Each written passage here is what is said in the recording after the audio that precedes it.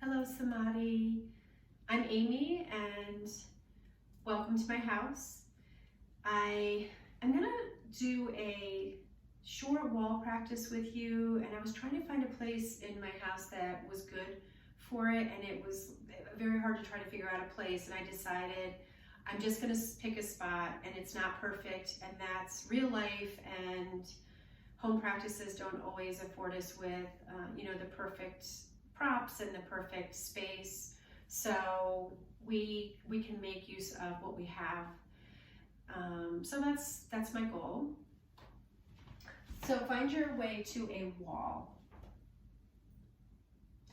And to begin, come to a wall that you can, so obviously I have windows here. I'm going to use this part of the wall for now.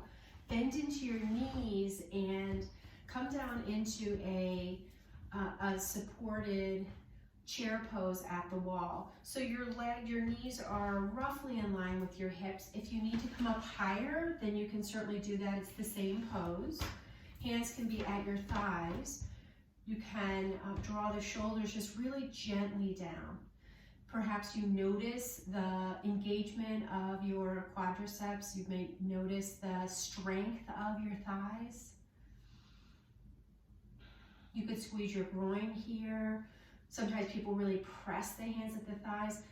Focus here also is in really pressing the low back against the wall. Sometimes these are called wall sits. They are also used in physical therapy at times to help in healing back issues.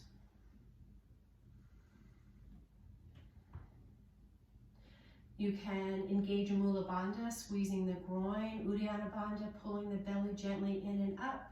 3 more breaths. Final, we'll take a deep full breath in. Open your mouth and let it go. Take support by pressing your hands at your thighs. Straighten your legs. Keep pressing at the wall as you walk your feet in for extra support. And then you're going to turn so that your left shoulder is toward the wall. Left hip, left shoulder toward the wall. Bring your right hand to your right hip. Hand is positioned at about shoulder height. So my hand is now against an invisible wall. Pretend that window pane is a wall. Right hand is at right hip. Take a deep breath in. Shift the weight towards your right foot. And bring your left foot to the inside of your right shin. You could bring it up to your thigh. So we're in a supported tree pose. Stand really tall, arch the crown of the head toward the ceiling. Draw your tailbone slightly under. You could draw your left knee back further if that's you. Option to release your right arm up to grow branches. Keep your chin lifted. Find a drishti point, something to stare at the wall, and the wall in front of you that's not going to move. Breathe deeply. Press foot at leg, leg at foot.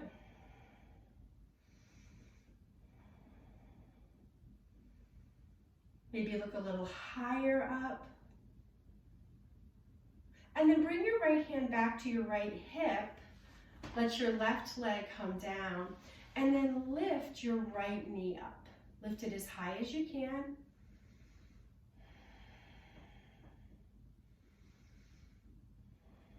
Deepen your breath. Point your toes down. So point those right toes down. And then flex them up. Point and flex your foot. Not sure if that quite makes it into the camera shot here. And then let that go. Release your hand from the wall. Let both of your arms hang down at your sides. Shoulders relax. Maybe close your eyes. Think about where the balance of weight is in your feet. Is it distributed evenly within each of your feet? And then how about what the distribution of weight is when you think about where it is in your right foot versus in your left foot. Not that you really need to adjust too much, just the focus would be in building awareness, that body awareness, spatial awareness.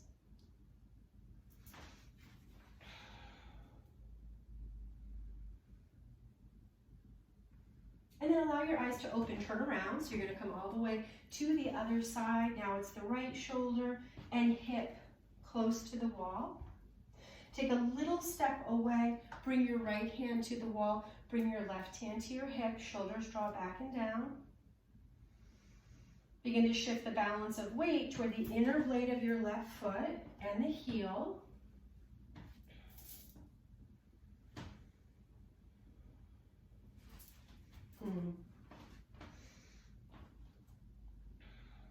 And then place the weight into your left foot and bring your right foot to either the inside of your left calf. You could bring it up to your thigh. Avoid the knee joint. Stand tall, find that locked gaze. Gently draw your tailbone under. Sometimes doing postures at the wall brings in a deeper exploration of balance and of those small points of interest. So when we don't have the support of the wall, then our thoughts may be more scattered. And here we can bring in engagement, intention, and get really specific about what the movements are and how we're choosing them. You can keep your left hand where it is. You could grow a branch. Again, stay lifted in the chest and gently draw your tailbone down. Press the foot at the leg. Press the leg back.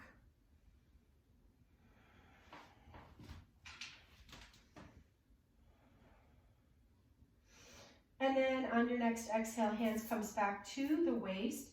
Plant solidly into your right foot and lift your left knee. Lift it up high, so it's like a standing half wind relieving pose. How tall can you stand? Can you shift the weight toward the inner blade of your right foot and back toward the heel? Maybe have an inquiry about where the balance of weight is as you're standing on one foot. And then release that down. Let your hand come down. Step away from the wall, so closer to the center of your room, and begin to come into some empty coat sleeves. If that doesn't feel good for you, you could also stand still. Sometimes people have a sensitivity in the low back or elsewhere. Maybe they're not in the mood. It can also be a little destabilizing. If you're working with any dizziness, you might want to avoid that. Wherever you are, notice your breath.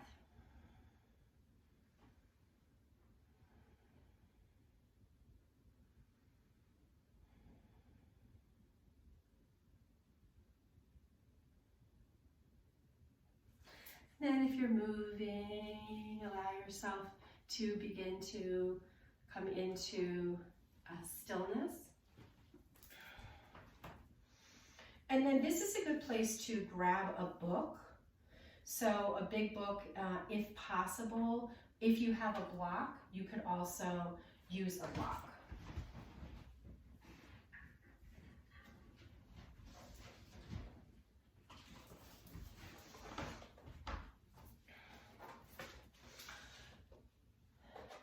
Once you find your block or your book, bring it into your left hand. And you're gonna stand against the wall. It's okay if it's windows, actually that's fine if there's a ledge. You're gonna bring the book into your left hand and lift your arm up. Now again, it's really important to smush against the wall as best as you can. Take a deep breath in, and as you exhale, begin to press your weight into your right foot. So as I often say, that's like counterintuitive, but trust me, that's what you do. So you're shifting the weight toward the middle of the room, and then you're gonna take a really big step forward with your left foot and allow that back leg to lift. You're gonna position the book or the block so that it's right under your shoulder. Right hand could stay at your right hip. Flex the toes of your right foot in towards you. And option to lift your arm up. Now, if you happen to be at a ledge somewhere, you could play with placing the foot there. Typically, we don't have that. Gaze can be down, neutral, or up. Press as much of the back body against the wall as you can. Breathe deeply. This is called Ardha Chandrasana. Ardha Chandrasana is balancing half moon, half moon. Ardha is half. Chandrasana is moon. And then to come out, lift up as hard as you can with your right arm to draw your way back up. And then we'll take it to the other side. Switch hands, switch sides. Now it's the right hip that comes in close to the wall. I picked a really heavy book. This is like a really heavy, it's a yearbook. So I'm getting a little bit of a workout here with a little weight training.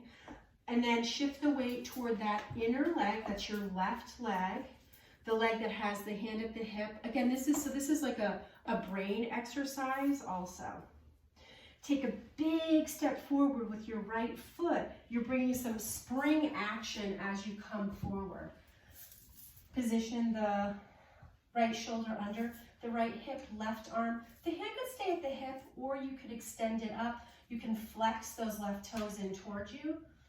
Yogi's choice as to where your gaze goes. Looking down is always the most compassionate for your cervical spine.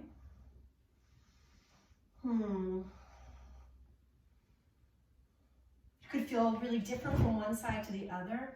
That could have to do with elasticity in the joints, injuries, whether one side is your dominant or your non-dominant. And then on your next inhale, look up towards your left hand, draw your way all the way back down. You can place your block or book on the earth. And then inhale your arms up. We'll do a couple of standing salutations, hands to heart. Inhale the arms up. Exhale, bring your hands down.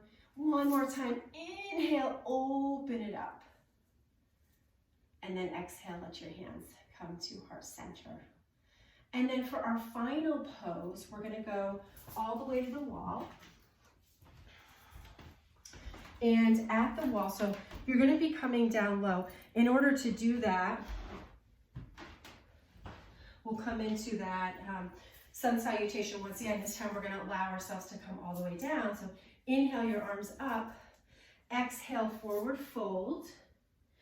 Inhale, flat back. Exhale, forward fold. And then bend your knees a whole lot so that you can come all the way down. So you come into a sort of squat. I'm my own camera person here. Let me see. So you're going to come all the way down. Hello.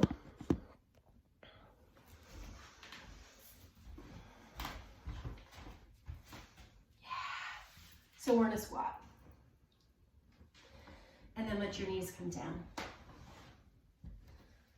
Now, we're going to turn. Once again, smushing is key.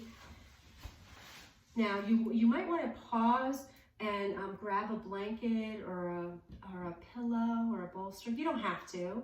Sometimes being flat on the earth can create, so that's the way yoga was done traditionally, on dirt, on the floor, without any props at all. So you may be able to sink down a little bit more. You'll get a little, it's a little harder of a surface, or maybe you have a carpet or a rug. So you're going to bring the left side of your body, your hips, close to the wall, really smush, and then begin to turn so that your sitting bones are against the wall, feet are up in the air. You can flex the toes in towards you, arms can come down at your sides. This is called legs up the wall. Arm position is yogi's choice. Down at your sides, palms up. You could do palms down. You could also have your arms overhead. You may notice the muscular engagement in the legs, but then begin to allow that to fall away. Traditionally, the feet are close together. If it feels better in your low back or for any other reason to have a little more distance between the feet, you can do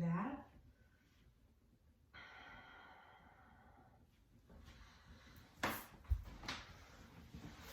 Legs up the wall is an incredibly therapeutic posture. It's very good for post-exercise. Can help with thyroid, adrenal issues. I'm not a doctor, but certainly studies and literature suggest that it can be helpful for those things. Really good for recovery from running.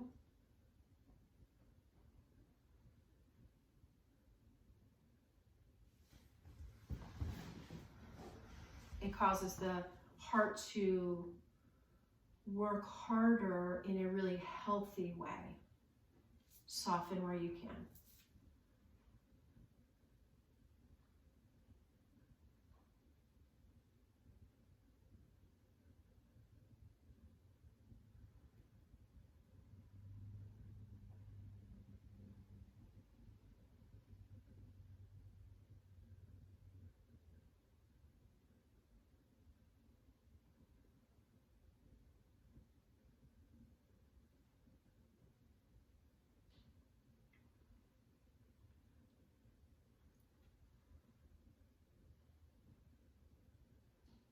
If you feel cold, you might want to cover with a blanket.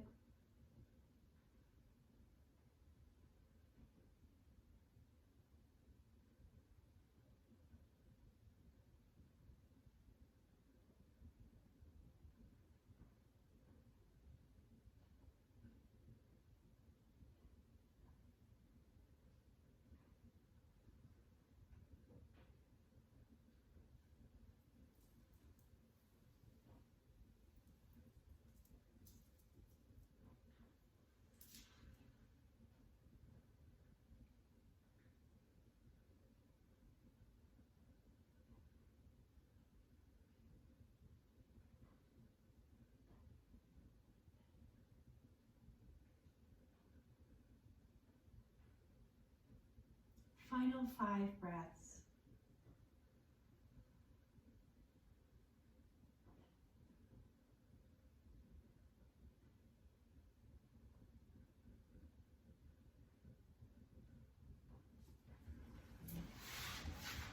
Gently, without rushing, begin to hug your knees in towards your chest, a little rocking from side to side.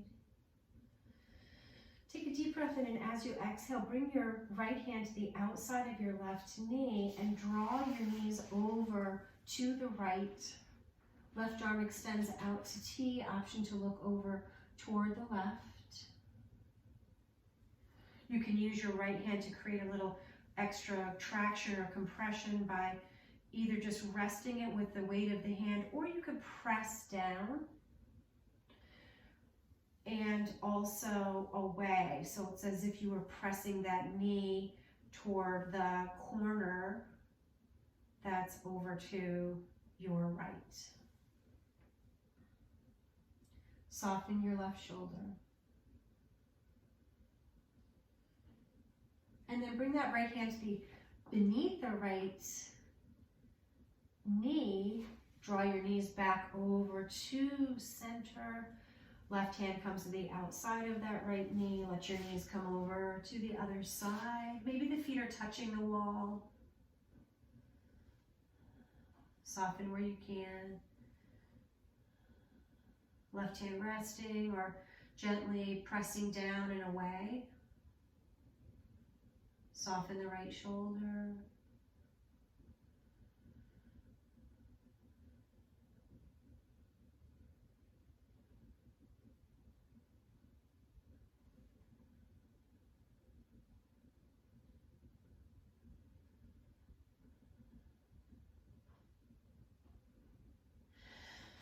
then inhale both of your knees back to center. Exhale, let them come over to the right. Press into your hands and come on up. Cross your legs for Sukhasana, or your legs could be extended straight out in front of you. Sit against the wall, so press your way against the wall as best as you can, creating some support for your back body.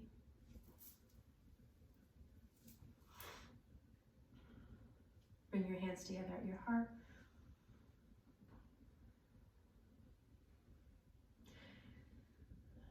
Breathe in gratitude for yourself for taking the time to do this, and I appreciate your kindness and understanding as I create these classes at home, and sometimes there's challenges and interesting. I've actually found it really interesting to try to find ways to capture what it is I'm trying to teach. May you be happy. May you be healthy. May you ride the waves of your life no matter what you are given. And may you know peace. The light in me honors and bows to the light in you. Namaste. Namaste, namaste, namaste, namaste. Sending you love and light and compassion and gratitude from me and all the teachers at Samadhi and the staff and your fellow yogis. Thanks again for being here.